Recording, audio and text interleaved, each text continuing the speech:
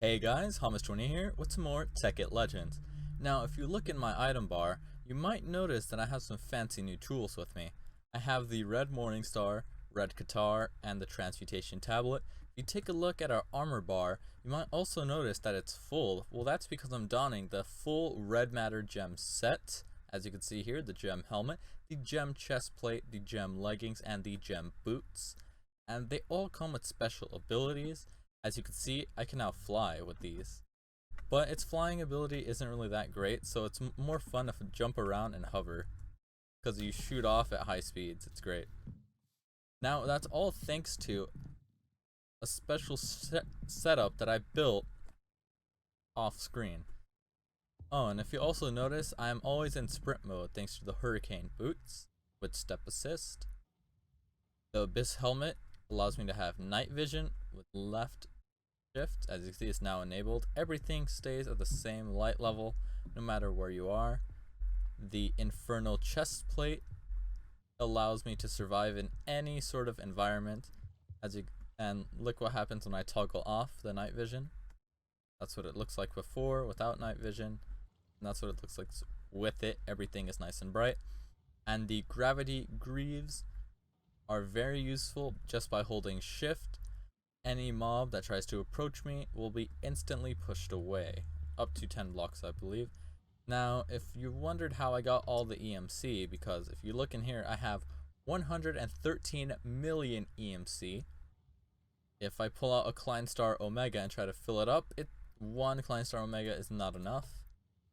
So you're probably wondering, how did I get all of this? Well, if you look down here, you might notice the diamond blocks that are being sifted through these pipes into this chest. And that's because, if you look down here, there's a ton of these power flowers generating diamond blocks. Now, the way I have it set up, it's not as efficient as it could be. For some reason, Tekkit Legends doesn't have the redstone tubes, which, yeah, don't. For some reason, they don't have the redstone tubes, which is a combination of this pneumatic tube and basically the red alloy wire, which basically it allows the tubes themselves to conduct power.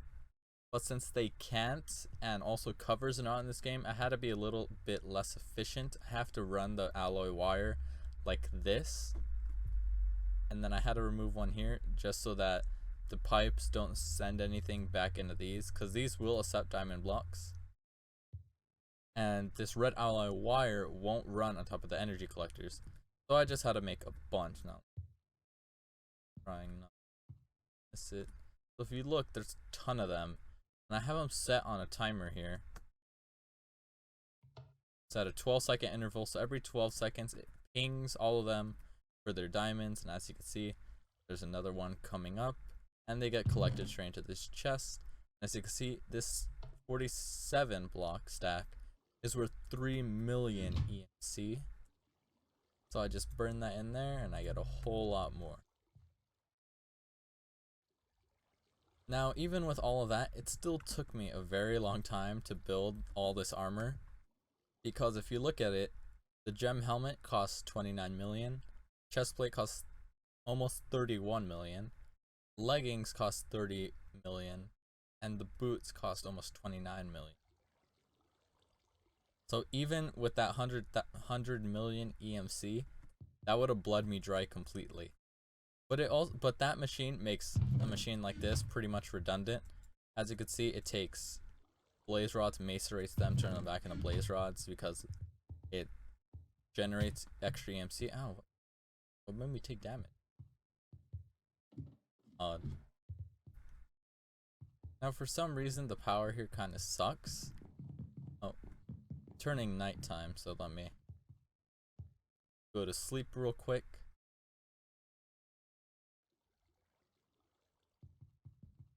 And with the red Qatar here, it's the highest tier weapon in the game, I believe, except for maybe the nano saber. Oh, I can also walk on water like Jesus, and you can cycle through its energy functions with, no, not F, with V.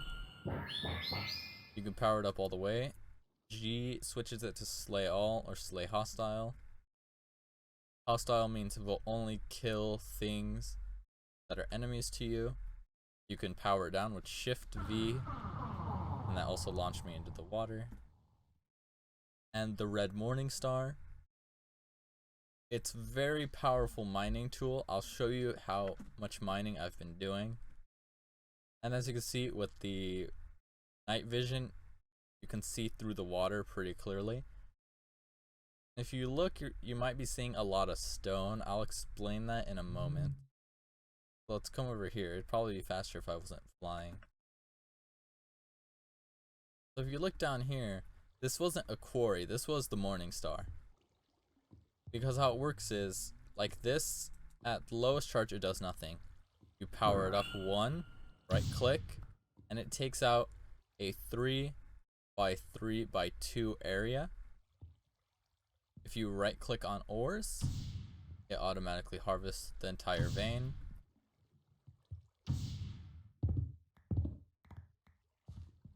And you can continue to increase its power so that it mines out entire areas like that. And it looks like there's some diamonds over there. Let's grab those. Ah, I'm flying into the ceiling. Grab those.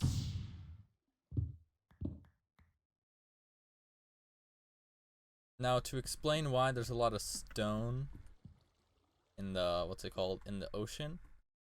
Now I told you how if you right click on a vein of any ore, it mines all the ore, correct? Well, in the same way, right clicking on gravel will also mine the entire gravel vein. Now something that I should have really thought about was how the entire ocean floor has a couple layers of gravel. So now if you're putting 2 and 2 together, you might realize what actually happened. I was digging underground when I saw some gravel. I right clicked on the gravel to mine it all, at which point the game crashed, and because as you can see there's a ton of gravel over here. There's a ton of gravel over here, but that wasn't connected to that one. Because if I right click on this, it's going to attempt to take out the entire gravel vein. But as you can see, that gravel extends throughout the entire ocean. So it will do that, but it will also crash your game at the same time, trying to update a bajillion blocks all at once. And also, I almost forgot. If I open the right bag here. If you look here, there's 22 solar panels in there. You might be wondering what happened to all the materials. That's because I finally built it. 1 high voltage solar panel. Only took 512 normal solar panels and a bunch of transformers.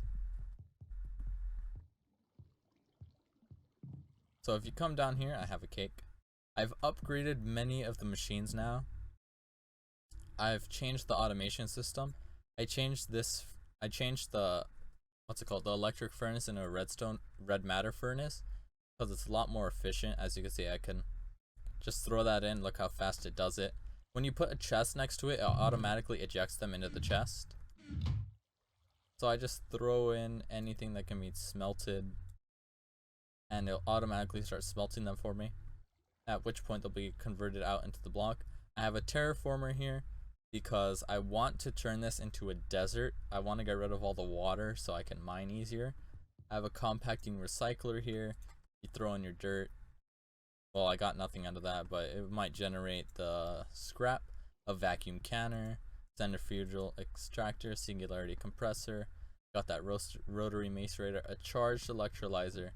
I figured out how to use the electric enchanter actually. It was actually quite simple. You put 3 books here.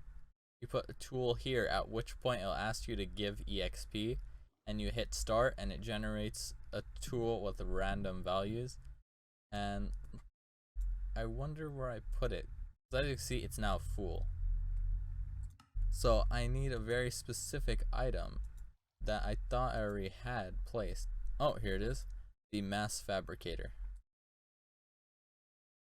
So I take the mass fabricator and I plop it right here. Now it's running. Now if you look, it was full a moment ago. Now it's draining. The mass fabricator requires 1 million EU to generate 1 UU matter.